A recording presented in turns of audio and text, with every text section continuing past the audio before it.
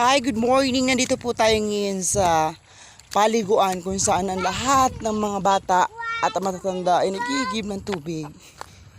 Ang hirap pong daanan po rito, oh. Tingnan nyo. Diyos ko, magigib kami ng tubig sa napakalayong lugar. Ay, nako, stress na ako. Habang naglalakad tayo, it's supposed to be, at maraming tao ang nakakaranas ng hirap sa pag-igib ng tubig kasi napakalayo nga talaga. So, ang lahat talaga ay nai-enjoy naman kasi. Nai-enjoy naman sila. Ayan, nakita niyo yung mga bundok kung nasira ng bagyo. Ayan, ang dami.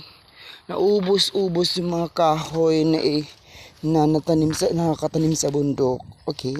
So, mahirap man tanggapin sapagkat ang mga tao ay nahihirapan din. Ngunit kailangan natin lubos na tanggapin ito. Okay? Okay.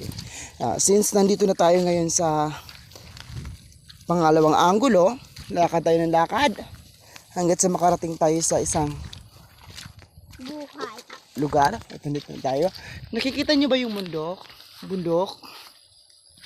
Ayan, may dala siyang i-vlog ko to sa YouTube. Okay, ayan na, Ayan yung bundok. Halos naubos yung kahoy dahil sa dumaang bagyo. Ang pangalan ng bagyo ay si Ulysses. Ulysses, at ang nauna kay Ulysses ay si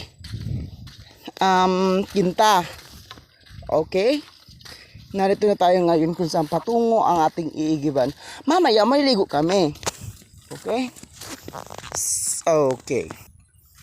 Okay, continue. Dito na tayo ngayon sa ikatlong baitang kung saan malapit na po ang igiban ng tubig. Ayan po, may naglalakad po. So, dala siyang container.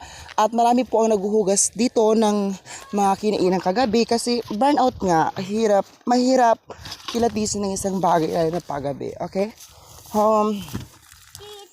Malapit na tayo. And then, andyan na po yung yung area kung saan ayan, nakita mo sila, naglalaban na sila. Ayan, Okay. Ito yung lugar kung saan dito kinukuha ng tubig. Niligo.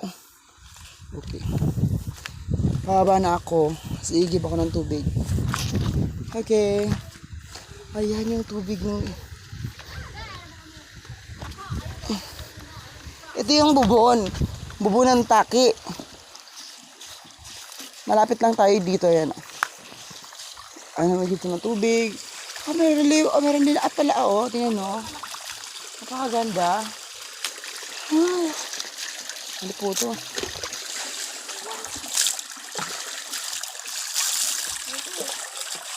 Ito yung tubig kung saan nasa ilalim siya ng lupa. Okay, naglalabas siya. Mamayang hapon naka-vlog na siya kasi wala pang signal ngayon Okay?